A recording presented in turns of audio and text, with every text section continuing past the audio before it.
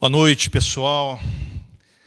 Estamos aqui para fazer um podcast. Quem diria, hein? Quem diria? Podcast da IB Catuaí, coisa linda.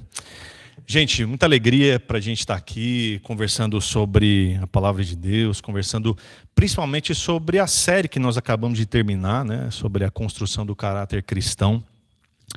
E surgiu essa ideia da gente repercutir um pouco sobre isso, falar sobre essa série, sobre as virtudes que foram listadas aí, para quem se lembra, foram 9. E a gente tem conversado sobre isso também nos pequenos grupos. E aí surgiu essa ideia da gente conversar um pouco aqui também sobre isso. Então está aqui comigo o Roberto. Dá um salve aí, Roberto. Beleza, galera? Tudo bem? Hoje vamos falar um pouquinho então sobre essa construção do caráter cristão aí. E vai ser legal. Espero que seja, espero que seja.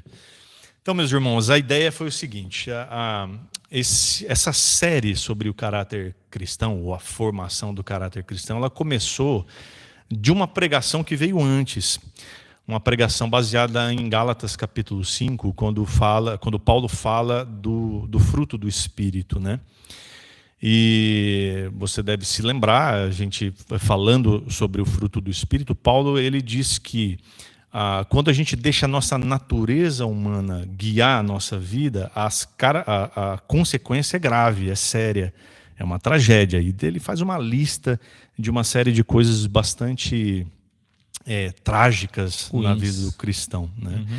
Mas ele diz que quando a gente permite que o Espírito Santo guie a nossa vida, então também existe uma consequência, mas dessa vez uma consequência bastante boa, que é a produção do fruto do Espírito. E o fruto do Espírito tem algumas características. A gente poderia falar das características do caráter cristão, dessas 9 características do fruto do Espírito? Poderia, mas existem outras também, né? Essas 9 que foram tratadas na série também não são as únicas 9. Tem outras virtudes do caráter cristão que a gente não falou na série. Mas simplificando ou talvez minimizando essas características, a gente separou essas 9 que foram faladas na série. Mas o que me chama muita atenção nessa produção do fruto pelo Espírito também é o que diz João capítulo 15, quando Jesus diz, né? Eu sou a videira, vocês são os ramos, permanecendo em mim e eu neles, produzirão fruto. Ou seja, o segredo é permanecer nele, né? É isso. E ele em nós, porque estamos permanecendo nele, não é isso? Então, essas virtudes do caráter cristão não é uma coisa que a gente consegue estudando, não é uma coisa que a gente consegue praticando, não é uma coisa que a gente consegue... Tudo isso faz parte. Mas, na realidade, é o Espírito quem produz em nós isso. Então, não é uma coisa que simplesmente vem naturalmente para o ser humano natural. Exatamente. Né? Se não tem a ação do Espírito efetiva ali na vida... Não tem como a gente produzir não tem como por a gente nós mesmos. Produzir de forma autônoma, né? E isso é muito legal, porque, por um lado, tira um peso de nós, dessa necessidade, dessa ânsia nossa de ser uma boa pessoa a todo custo, de todo jeito, com os nossos próprios esforços, mas também traz uma necessidade de permanecer em Cristo. Sim. E é aí que pega, né, Roberto? O que você acha sobre isso? Eu acho que talvez seja o grande desafio de permanecer e perseverar em Cristo, porque a gente tem a nossa vida secular. E a vida secular ela vai trazer diversos desafios e muitas vezes a gente falha em permanecer em Cristo no momento em que a gente está sob pressão, ou no momento onde a gente precisa tomar decisões rápidas, ou no momento simplesmente onde a gente não está pensando em absolutamente nada espiritual. Porque permanecer em Cristo, entre aspas, dentro da igreja, no culto de domingo, é uma coisa, né? A gente consegue facilmente isso aí. Pô, aqui todo mundo é santo, todo mundo é bonito, todo mundo é cheiroso, é tranquilo.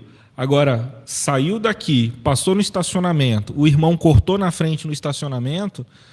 Talvez já tenha dificuldade em perseverar. É aquilo que Paulo fala, né? Se a gente deixa a natureza humana governar, tomar espaço, guiar a nossa vida, as consequências, obviamente, não vão ser o fruto do Espírito. Certamente. Ou seja, nós não vamos produzir um caráter cristão aí. Não. É a natureza humana que está dominando. Aí é então, carne. Aí é carne E pura. pronto. Né? Carne pura. Então, assim, essa série nasceu dessa mensagem sobre... eu me lembro que o título da mensagem é o caráter do Evangelho. O caráter do Evangelho. Que tratava exatamente disso. Quando o Evangelho vem sobre nós, ele traz transformação. E se ele traz transformação, a primeira coisa que ele vai mudar certamente é o nosso caráter. Né?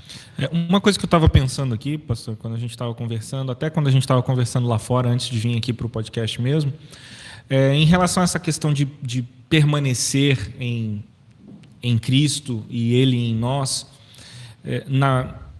na minha caminhada cristã, uma coisa que eu cheguei à conclusão que é essencial, assim, e que mudou a minha vida espiritual, é mergulhar durante o meu dia em palavras espirituais, em cânticos espirituais, em oração. E esse mergulhar não é uma coisa mística, não tem nada a ver. Mas uma coisa que me ajudou muito na minha vida cristã foi começar a, durante o dia, em vez de eu ficar ouvindo besteira, eu colocar uma boa mensagem para eu escutar músicas que têm a ver com aquela mensagem ou com coisas que são importantes dentro da vida cristã. Isso não é assim balela de você... Papo de crente, não é papo de crente, evangélico. não, mas é criar uma rotina. Então, por exemplo, eu preciso, às vezes, me deslocar durante 1 hora de carro, porque eu trabalho em outra cidade. Nessa 1 hora, é ótimo para ouvir 2 mensagens. Porque mais ou menos cada mensagem... Depende do pregador, né? Tem pregador que vai mais, tem pregador que vai menos, mas em média, assim, 20 minutos, 25 minutos de mensagem e mensagens boas, né? Eu procuro pregadores, e não somente pregações da Igreja Batista Catuaí, mas outros pregadores que eu sei que são pessoas que têm conhecimento sólido, e durante o meu trajeto eu fico escutando. E às vezes eu canso, às vezes eu não quero mais ouvir ninguém falar nada. O que é que eu faço? Vou Bíblia, vou ouvir um cântico, uma música, que me ajuda a pensar em coisas que são coisas espirituais. E o que isso começa a acontecer, o que isso faz com que aconteça, é que você começa a vivenciar a tua vida espiritual de uma forma um pouco mais intensa, porque você está dando espaço para isso. E eu acho que o primeiro efeito, pelo menos em mim, o primeiro efeito foi que eu comecei a ser desafiado. Comecei a aprender que eu estou errando aqui, estou errando ali, estou errando acolá. Olha que legal. E aí você precisa começar a trabalhar e falar com Deus. Deus, eu preciso mudar isso, mas eu não sei como mudar. E aí o que é que acontece? Você começa a falar, Deus, se eu não sei como mudar e tu sabes, me ajuda.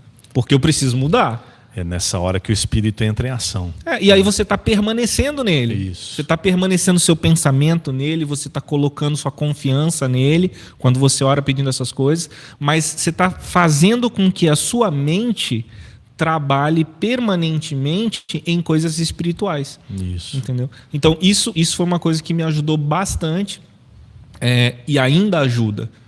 Porque, apesar da gente viver uma vida cristã, ninguém pode se vangloriar de ter terminado essa corrida. Né? Na realidade, está todo mundo caminhando, tentando chegar lá, e a gente está caminhando com Cristo, e de vez em quando ele precisa chamar a atenção e falar, olha, aqui você está errado. E às vezes Jesus, Deus, é tão sábio que ele não aponta todos os erros de uma vez, porque senão você não vai dar conta. Então ele vai mostrando aos poucos, né? Olha, está faltando integridade. Isso. Olha, está faltando compromisso. Isso. Olha, a tua identidade não está parecida com a minha. Um pouquinho mais fortalecida aí. Não é igual a mim. E eu quero que você seja igual a mim. E aí ele vai trabalhando devagar, ele começa a ter espaço para trabalhar. Entendeu? Então, essa é uma coisa que eu acho interessante, que a gente falou no permanecer, né, lá de João 15. Então, isso eu acho muito importante, ter esse mergulhar em coisas espirituais durante o dia. Roberto, é uma coisa interessante isso, cara, porque às vezes nessa caminhada e conhecendo algumas pessoas, vivendo perto dessas pessoas, a gente percebe algumas dessas pessoas ficando pelo caminho, porque não aguenta esse processo que é permitir que Deus molde o nosso caráter. Porque é um processo doloroso, não é um processo fácil, simples. Não. Porque Não mesmo. Moldar o caráter significa que muitas vezes a gente vai olhar no espelho e vai achar muito ruim o que nós vamos ver lá. Né? Sim. Então as pessoas, algumas pessoas na caminhada, eu acho que você também já teve essa experiência de andar com algumas pessoas que foram ficando pelo caminho, desistindo desse processo, né? Eu acho que esse processo de construção de caráter cristão, ele requer um dos caracteres, né, que é a humildade. E talvez esse seja um dos pontos cruciais, porque se você não é humilde, como que você reconhece que o teu caráter não é aquilo que deveria ser? Você não tem essa condição, né? E pelo menos na minha história pessoal, assim, em diversos momentos da minha vida, Deus precisou quebrar coisas que eu achava que eu era muito bom. E me mostrar, através de sofrimentos, que na realidade tudo era fruto de graça, que não era eu que era bom. E aí a gente começa a construir os outros pontos do caráter cristão, a partir da humildade. E a humildade, para mim, pessoalmente, não é uma coisa natural. Então, muitas vezes, Deus precisou quebrar e dói, e é desconfortável. É cara no chão, né, meu amigo? Mas ele quebra, mas ele é gracioso. Então, ele quebra para mostrar que sou eu, Deus, e não você, humano. É isso.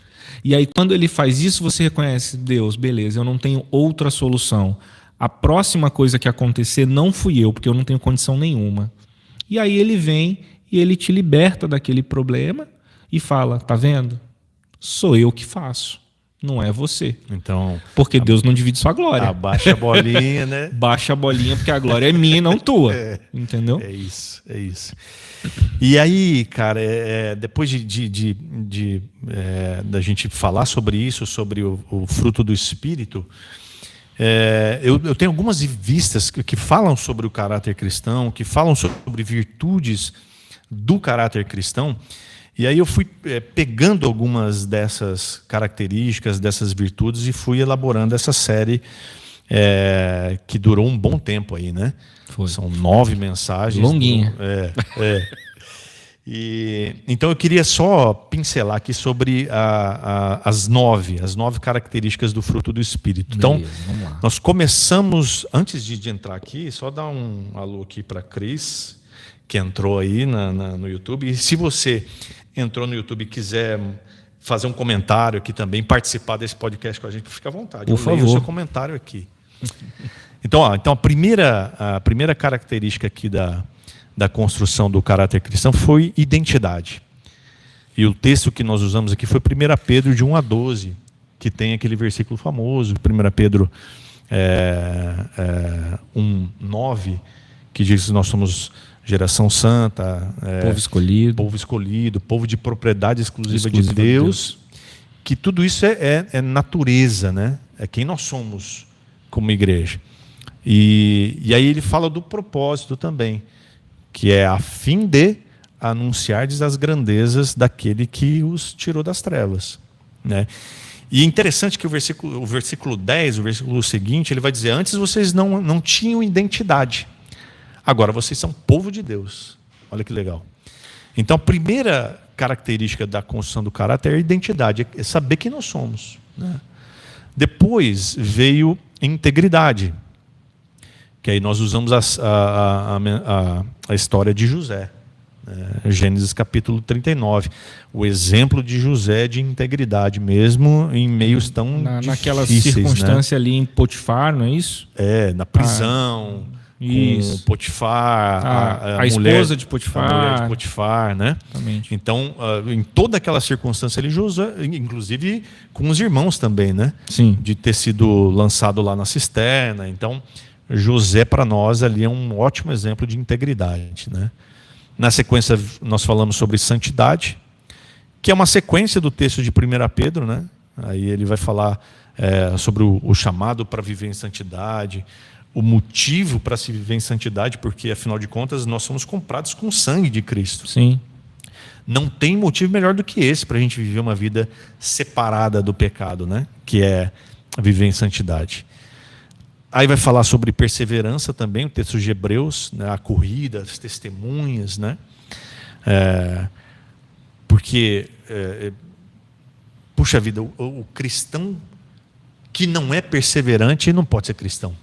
Não dá, né? Porque é incompatível. É incompatível. Né? Não tem jeito. Absolutamente incompatível.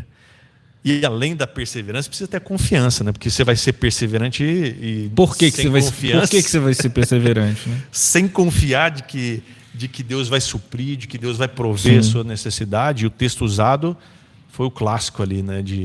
De Abraão levando o filho, levando Isaac para adorar. Exatamente. Que maluquice, adorar, né? Sem música, né? Sem música. Adorar ao som do cutelo. Você imagina, cara, Abraão dizer para os funcionários: fiquem aqui porque eu vou com o Isaac ali adorar. Havendo adorado, tornaremos a voz, né? Tornaremos. Com o cutelo na mão, a lenha e o filho, né? Não tinha o cordeiro. Meu Deus. E aí, muito legal o paralelo com o texto de Hebreus, né? Que dá o insight do porquê que ele tem essa confiança, cenas dos próximos capítulos. Então, esteja conosco nos próximos podcasts para a gente falar sobre Hebreus. Exatamente. Quem sabe sai uma série em Hebreus, hein? Quem sabe. Depois nós falamos sobre compromisso. Lucas capítulo 14, né? Isso, que é aquele momento em que... Esse, na realidade, foi o que mais me trouxe assim não vamos falar sobre isso aí, não vamos falar sobre isso. Então vou deixar para lá depois. Deixa para depois. Daqui a pouquinho você já vai falar. Que eu queria saber exatamente isso. Essa passagem aqui de Lucas 14 acontece logo depois do grande banquete. Isso. Jesus conta sobre o banquete, né? Que Jesus vai dar uma chamada bonita, muito forte ali, muito né? Intensa. E ele vai dizer 3 vezes ali sobre quem não pode ser. Que se você não fizer assim, desse jeito, você não pode ser meu discípulo. Exatamente. Né? Depois do compromisso vem o serviço. João capítulo 13, de 1 a 17.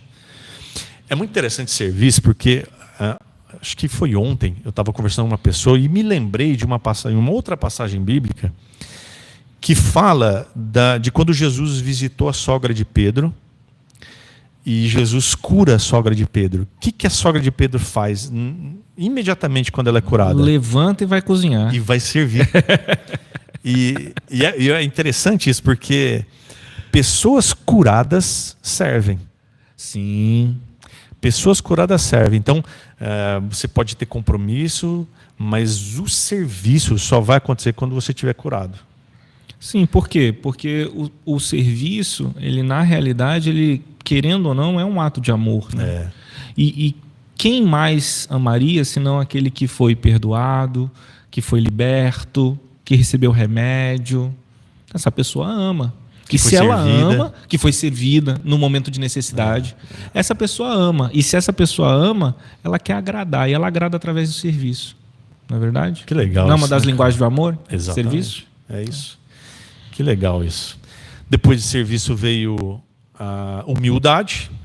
Você citou aí também na sua fala sobre humildade, né?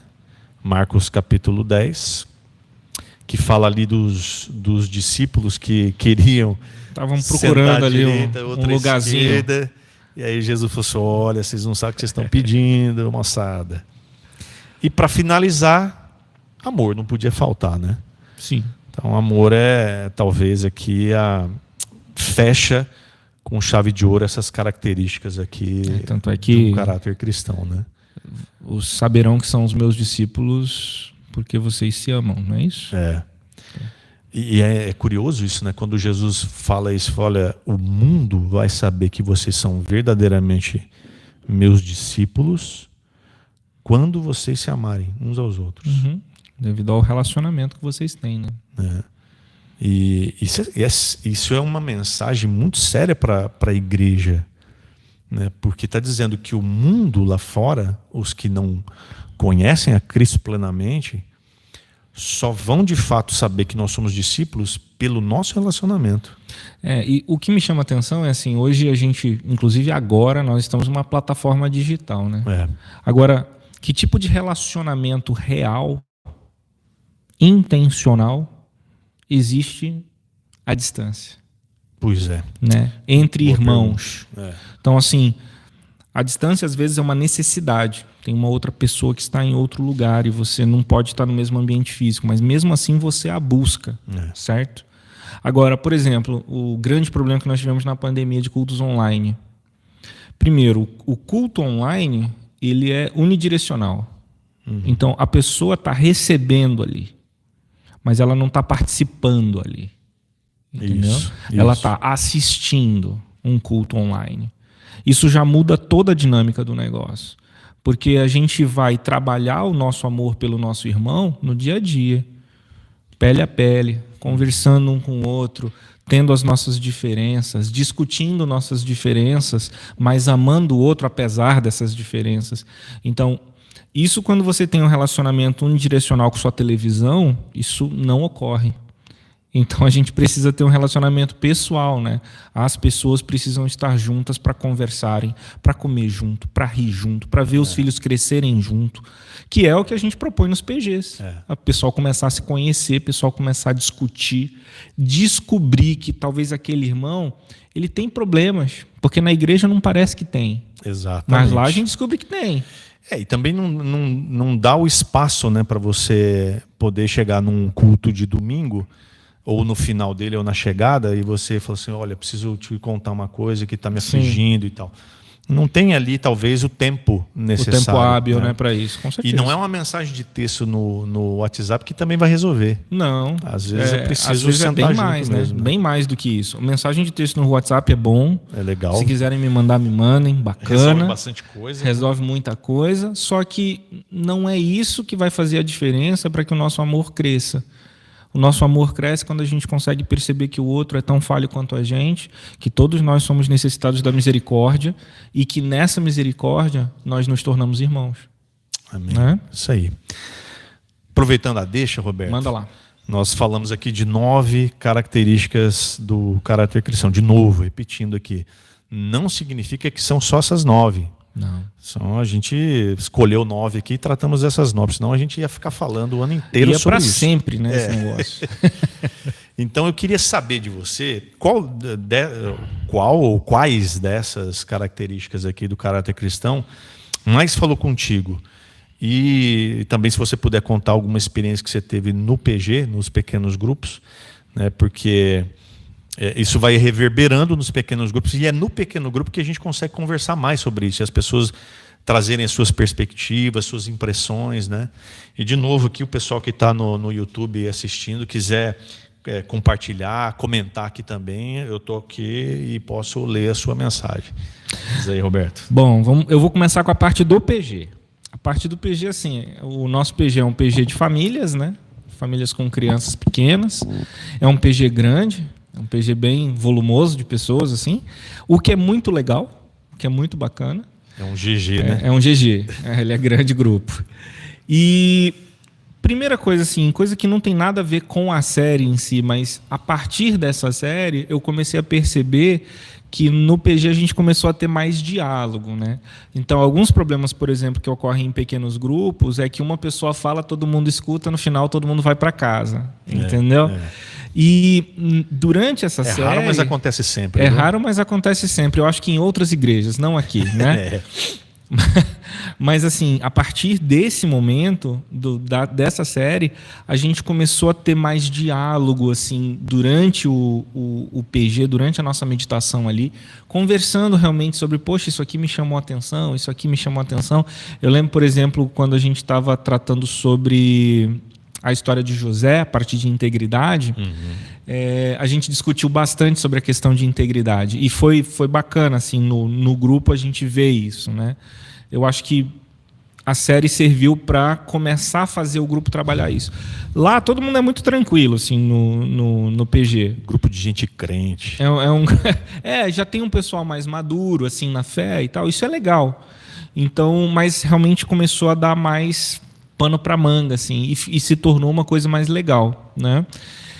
Também a partir daí, outras pessoas, antigamente quem normalmente dirigia os estudos era eu, mas agora já tem outras pessoas dirigindo, o Marcos já está dirigindo, Isaías dirige estudo também. Então, assim, tem sido bem interessante em relação a isso, e foi a partir dessa série que isso começou a acontecer. O que me chamou mais atenção, como eu ia falar naquela hora, foi compromisso, né? Por quê? Bom, por diversos motivos, né? Assim, o primeiro é o texto que vem antes disso, antes de Lucas 14, 25, 35, que é justamente o banquete.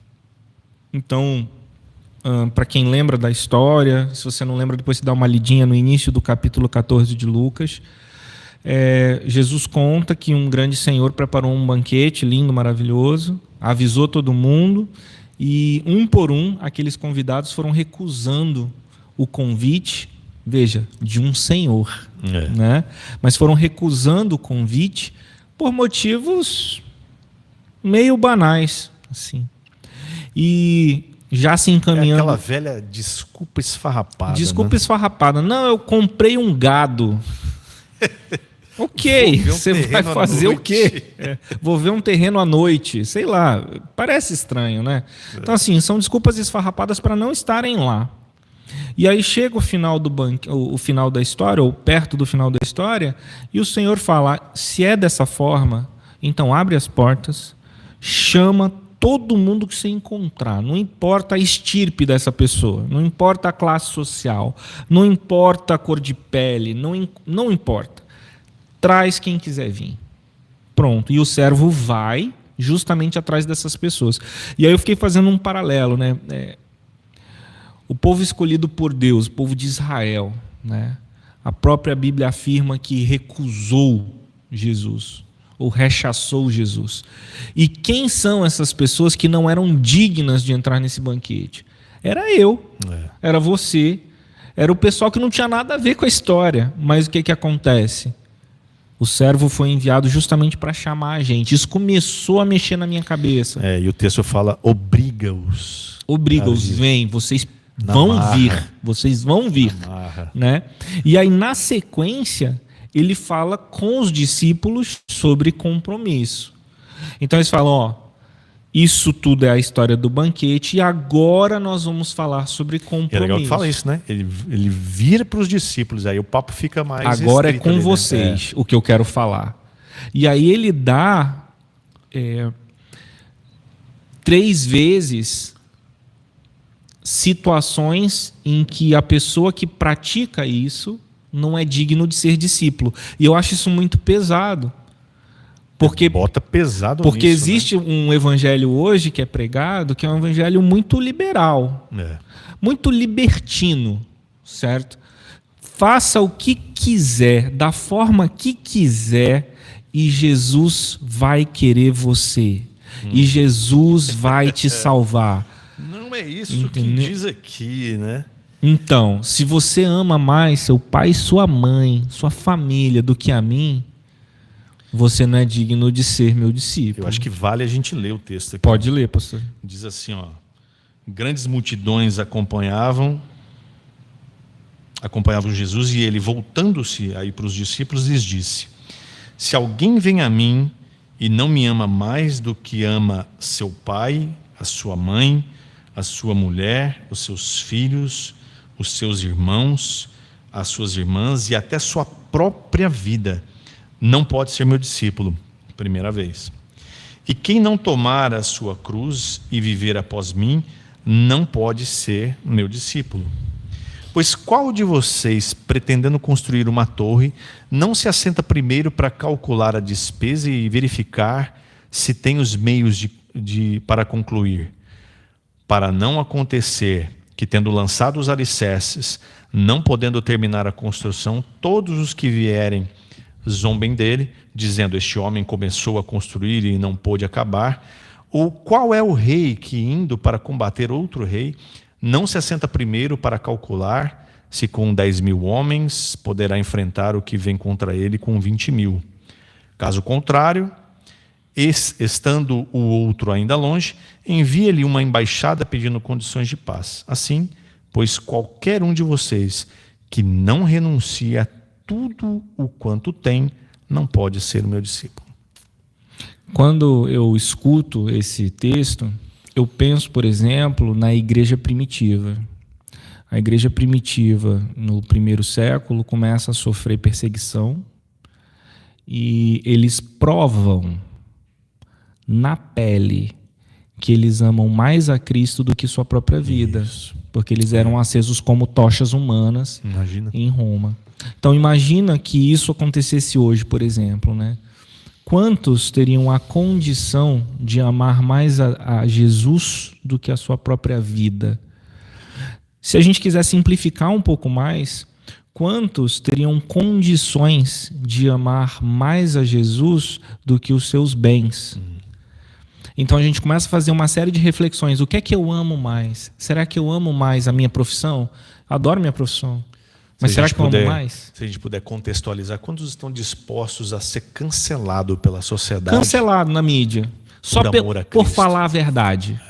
Só por dizer assim, ó, isso é errado e isto é certo. Porque no momento em que você define certo e errado, você será cancelado. Isso. Então, será que você está disposto a isso? Será que você está disposto a ser jogado de canto? E esse texto está falando exatamente sobre isso, que Jesus precisa ser não só um dos primeiros. É o primeiro. Ele é a prioridade. Ele está acima da minha família. Eu amo meus filhos, mas Jesus está acima dos meus filhos. Está acima da vida dos meus filhos. Jesus está acima de todos os bens que eu possuo. Jesus está acima da minha casa. Jesus está acima do meu carro. Jesus está acima da minha profissão. Então, se um desses outros fatores, que são fatores secundários, atrapalha a minha relação com Cristo, eu preciso repensar onde está o meu amor. Não é verdade? Por isso que tocou bastante em mim. Eu acho que compromisso Seguir Jesus não é brinquedo, não. Não é brinquedo. Não é tarefa para amadores. Não é tarefa para amadores. Não. E o que eu costumo dizer, né? Quando você aceita essa caminhada, você está pedindo para se meter em problema. É praticamente uma relação direta. Eu irei seguir a Cristo. Se segure, meu irmão. Porque aguenta o rojão. Turbulências virão. É interessante que quando ele fala aqui sobre construir torre ou general, um dos tópicos ali é, né, que seguir Jesus exige o quê? Diligência, prudência e sabedoria. Sim. Porque, afinal de contas, você é aquilo que você falou. Você está lidando com algo extremamente maravilhoso para quem recebe, mas que é uma péssima notícia para quem rejeita. É um terreno extremamente espinhoso e árido para quem rejeita esse evangelho, né? Então vai dar problema. Uma outra coisa que eu penso sobre o texto, que é sobre justamente essa questão de sentar e fazer o cálculo, eu imagino que nessa hora Jesus já tinha dado a primeira lambada nos discípulos, falando, se vocês amam mais a sua família do que a mim, vocês não são dignos. E aí, na sequência, ele fala, olha, quem é sábio vai sentar e vai calcular. E eu fico imaginando os discípulos falando, será que é para eu calcular? Eu acho que é. Eu acho que é para você sentar, colocar um caderninho lá e calcular o quanto vale seguir a Cristo. Será que vale minha família? Será que vale os meus bens? Será que a salvação eterna, porque é disso que nós estamos falando, vale essas coisas? Ou será que eu realmente não acredito em eternidade? E aí vale muito mais as coisas que eu tenho aqui? Uma coisa para se pensar. Porque existe isso, né? Como a gente está lidando com coisas que são... as coisas que são eternas são coisas que não são palpáveis, que a gente não pode tocar.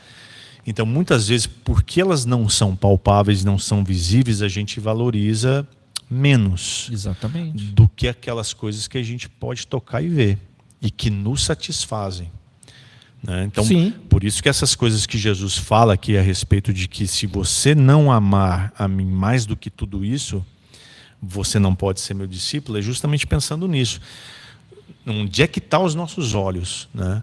Estão voltados para aquilo que é efêmero, para aquilo que é passageiro, para aquilo que um dia vai passar, vai virar pó, né? Então, de fato, essa coisa do compromisso, ela mexe com a gente. Mexe, mas é uma coisa que precisa ser falada, foi falada, né? E as pessoas que escutam essa mensagem, elas precisam ponderar sobre essa situação. Será que vale a pena? Será que não vale a pena? Né?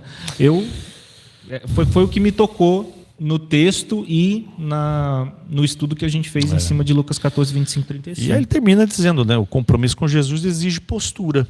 Né? Então, será que a gente tem tido essa postura no nosso cotidiano, nas coisas que a gente faz todos os dias, no nosso trabalho, na nossa forma como lidar com as pessoas não crentes? No lazer. No lazer, né?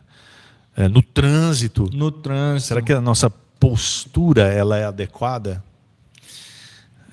Meu amigo. É uma reflexão grande sobre isso, né? Precisa parar e pensar bem. É um texto e é um tema que ele não se esgota num estudo só, né? Não então, mesmo. assim, tem muita coisa para conversar sobre compromisso.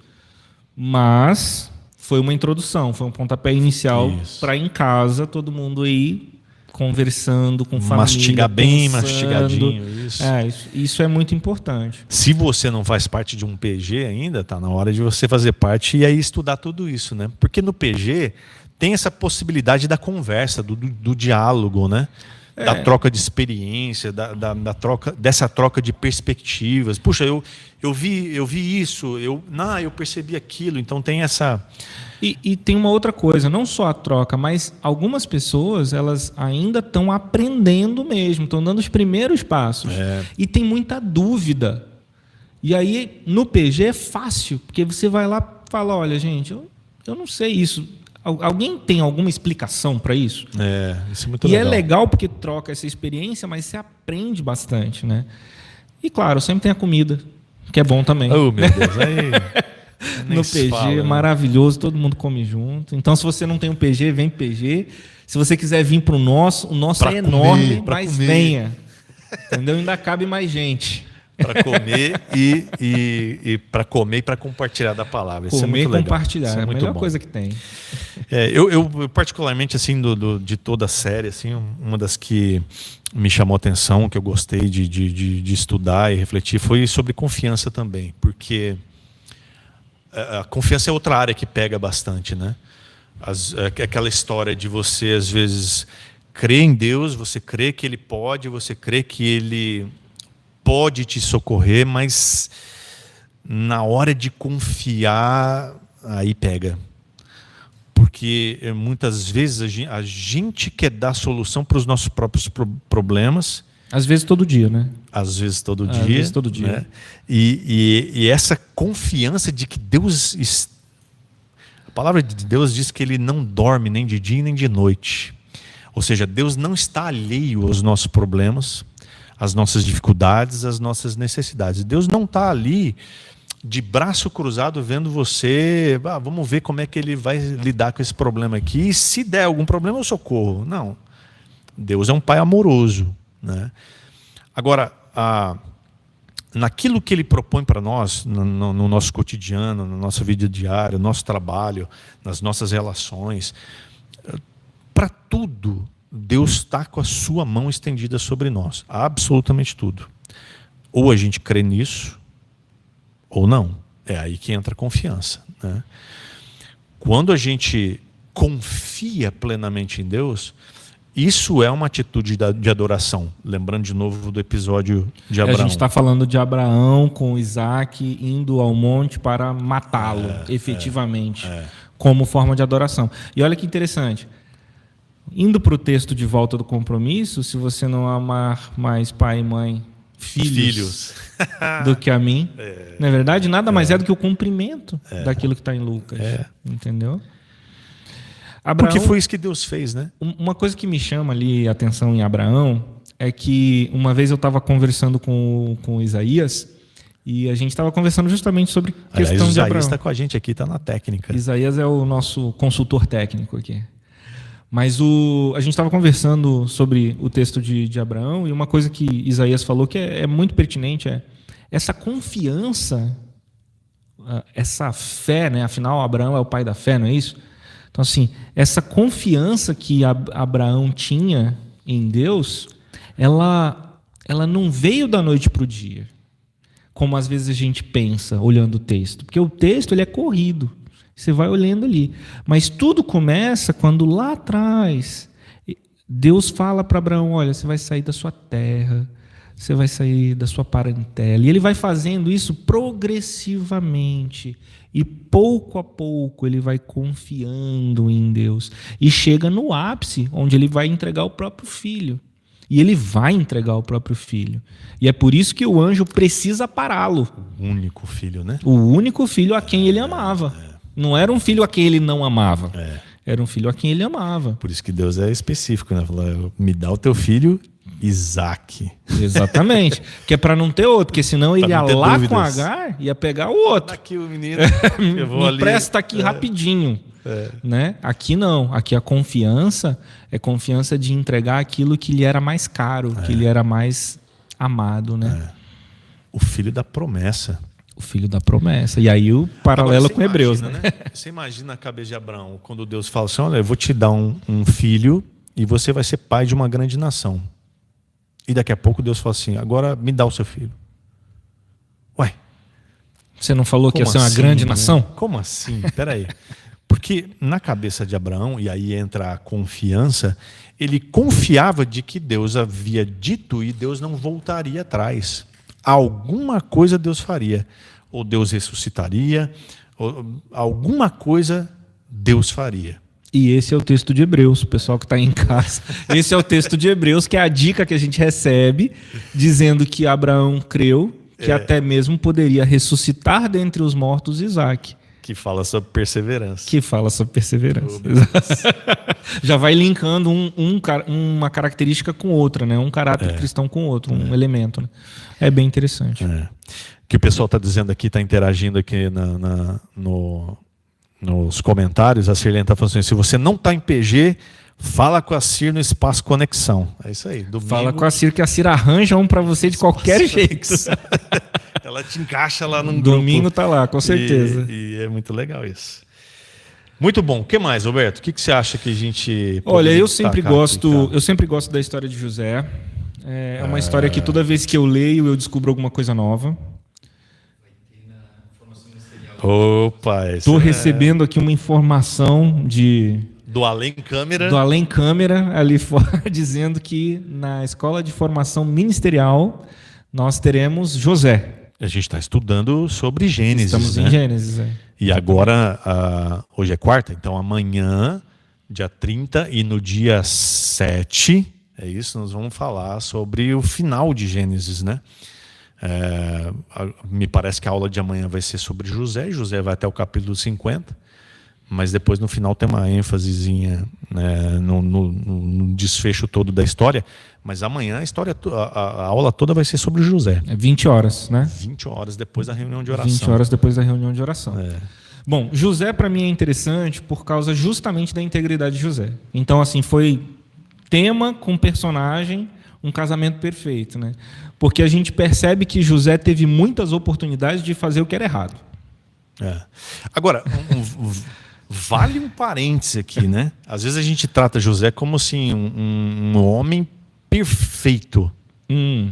Mas lá no início... tinha uns negocinhos estranhos. Ele entregava os irmãos, né? Ele ia lá e falava, pai, a rapaziada não tá de acordo ali, não. Então, assim, tem essa manchinha no currículo de José, se é que se pode chamar de mancha. Qualquer personagem bíblico, exceto Cristo, a gente vai ter alguma coisa, porque são humanos como nós, né? Por isso que a gente pode olhar para eles e dizer, puxa, a gente pode ser assim. Podemos ser melhores. Né? José, especialmente, assim, a gente percebe que ele está fora de casa. Então, vamos lá. Quando você saiu de casa, você resolveu seguir tudo certinho? Né? É a primeira coisa, assim, quando ninguém está te olhando, né? Alguém que tem algum tipo de responsabilidade sobre você, quando ninguém está te olhando, você age com integridade? Porque se não, você não é íntegro. Aí é que está a questão, né? Entendeu? Se você está esperando um policial para que ele vendo você faça o certo, significa que você não faria o certo se ele não estivesse lá. Simples assim. É aquela velha história, né? Você tá andando sem cinto de segurança na rua, quando você vê a blitz, você corre Puxa, aí você e o puxa. cinto fica travando. Exatamente, mas por quê? Porque falta integridade, né? José demonstra esse comportamento, ele está longe de casa. Ele está numa situação em que ele poderia dizer que ele é uma vítima. Poderia. Vítima dos seus irmãos, vítima de injustiça social, vítima de acusações falsas. Então ele podia se vitimizar, mas ao invés de se vitimizar, ele decidiu ser íntegro. Ele decidiu viver efetivamente aquilo que com os lábios ele dizia acreditar. E todo mundo poderia dizer para ele, puxa, é vítima mesmo, né? É vítima mesmo. Puxa, sofreu, hein? Ficou na cadeia. Que vida. Podia ter virado ali um membro de um grande grupo no Brasil, né? Ou no caso no Egito. O líder da prisão ali. O líder da prisão para o mal. É. Mas não, ele decidiu viver aquilo que ele falava, né? É parecido, por exemplo, com a história de Daniel. Exatamente. Que é levado cativo, né? Vai para a Babilônia. E aí ele vai viver aquilo que ele diz que ele acredita. E aí fica a dúvida, você vive o que você diz para os outros que você acredita? Você fala assim, eu acredito em Deus. Mas aí você está fazendo mandinga. É Deus ou é sorte? Entendeu? Vamos conversar sobre essa situação? Então... O mais interessante na vida de José é que ele, tanto na cisterna, tanto vendido como escravo, tanto na casa do Potífar, tanto na prisão, e tanto como segundo no Egito, a palavra diz, Deus estava com ele. Então, José, ele de uma forma assim, bastante fiel, ele se manteve perto de Deus. Sim. Né? É aquilo que você falou. Ele poderia se corromper, ele poderia chutar o balde, mas ele se manteve ali íntegro. Íntegro diante de Deus. Apesar das dificuldades, Apesar das dificuldades que não foram ser jogado na cadeia, permanecer íntegro. Veja, ainda bem que não tinha a esposa de Jó lá para falar, ó, amaldiçoa teu Deus e morre. Né? Mas assim, ele permanece íntegro apesar de todas essas circunstâncias, e o que isso gera é o livramento de sua família. Então, ao término, ele tem o prazer de dizer que porque ele se manteve fiel e porque foi vontade de Deus que fosse assim, todas aquelas coisas ruins se tornaram em bênção no final, quando ele salva a família de uma grande fome. Eita. Não é verdade? E a bênção de Deus, ela se estende. Eu acho isso interessante porque o relato bíblico fala que até os ossos dele foram retirados do Egito, né? Após a saída do povo. Então, é Deus sendo fiel. Falou, você não vai ficar aí. Vem. Obviamente que a gente está falando de ossos, tá? A gente não está falando de outras coisas. Né? Não vamos também mistificar o que não é místico, certo? Mas assim, é a fidelidade de Deus de construir um povo mediante e salvar um povo pela integridade de um indivíduo que se manteve fiel, e aí salva aquele povo, e essa pessoa não vai ser esquecida por esse povo. É isso que significa tirar os ossos. Não, você não é daí. Você é nosso. Vamos. Que maravilhoso, né? É isso. Caráter cristão. Formação do caráter cristão. Formação do caráter cristão. Isso é possível para aqueles que permitem que o Espírito guie sua vida. E o Espírito só vai produzir isso se você permanecer em Cristo. Exatamente. Não tem outro jeito, né? Mas nós temos todos os instrumentos que nós precisamos para isso. A gente não foi deixado órfão e fala, façam. De forma nenhuma. Então, assim, nós temos tudo que a gente precisa para permanecer em Cristo. Isso. Tudo. Que é o próprio Cristo que nós precisamos. É a sua palavra. E o seu Espírito. E a sua igreja. Olha que maravilhoso. Eita. Queridos, que bom. Eu acho que é isso, né, Roberto? Sim, acho que sim. Acho que é um pouquinho do que a gente discutiu, né? Porque são 9 temas. 9 temas. Se discutir tudo, meu irmão. Era vamos destrinchar aqui. todos esses 9 aqui, mas a gente ficar até de madrugada e aí não ia dar certo. Ia ser uma bênção muito longa. Muito longa. Mas olha, experiência legal. Gostei de fazer isso. Gostei. É bom conversar sobre coisas espirituais, né? Gostou também? O Isaías está dizendo que gostou. Da próxima, o Isaías vem para cá e eu vou para lá. Pronto. Eu fico na técnica. A gente tira para o ímpar. Para o ímpar. Mas obrigado aí pela audiência. Eu acho que foi legal a gente poder discutir tudo isso. Vale dizer aqui que essas características aqui, que formam o caráter cristão, são de verdade coisas que a gente precisa buscar, que a gente precisa, como você falou, a gente tem todas as ferramentas necessárias para isso, e a principal delas é a palavra de Deus, é o próprio Sem Cristo, dúvida. que a gente se relaciona através da oração, e tudo isso proporciona a formação desse caráter em nós. E a gente vai ser pessoas melhores, nós vamos ser pais melhores, mães melhores, filhos melhores, uma igreja melhor, se todas essas características aí serem mais evidentes em nós, né? Sem dúvida. Eu queria fazer 3 desafios, posso? Opa, por favor. Então, Então você faz os desafios e já ora na sequência pra gente terminar. Pode ser? Vamos nessa, pode sim. Maravilha. Então, eu queria desafiar você que está em casa aí, você está assistindo, seja gravado, seja agora ao vivo. Eu queria desafiar você 3 coisinhas básicas. A primeira é contar pra gente, coloca um comentário, se você participou do PG, qual foi o tema desses temas que nós temos? Ou dos cultos? Né? Ou dos cultos, né? Qual foi aquele que mais te chamou a atenção e por quê? A gente quer saber isso de você porque a gente quer entender como essa mensagem chegou a você, certo? Segundo, se você não participa de um PG, mas deseja participar e nem sempre consegue falar com a gente nos domingos, deixa um comentário falando, eu quero fazer parte de um PG. E nós vamos atrás de você, onde quer que você esteja. Só para dizer, PG é pequeno grupo. Pequeno grupo. Durante a semana... durante a semana a gente se reúne, são diversos dias diferentes, locais diferentes. Então, assim, faça parte de um. Vamos estudar junto. Vamos tirar as nossas dúvidas juntos, vamos crescer junto.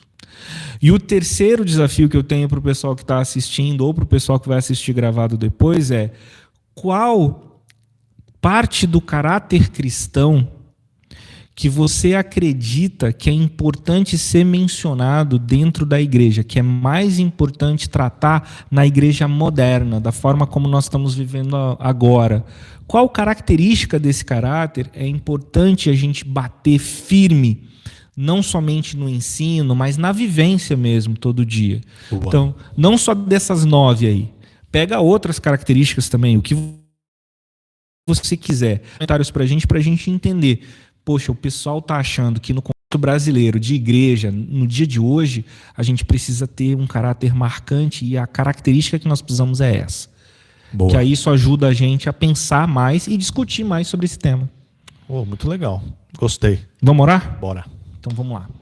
Pai amado, obrigado, Senhor, porque nós temos a oportunidade de, em igreja, entre irmãos, aprender sobre a Tua palavra, aprender sobre o Teu desejo para a nossa vida, sobre as Tuas ordenanças, sobre o caminho que Tu tens para que a gente trilhe, Senhor.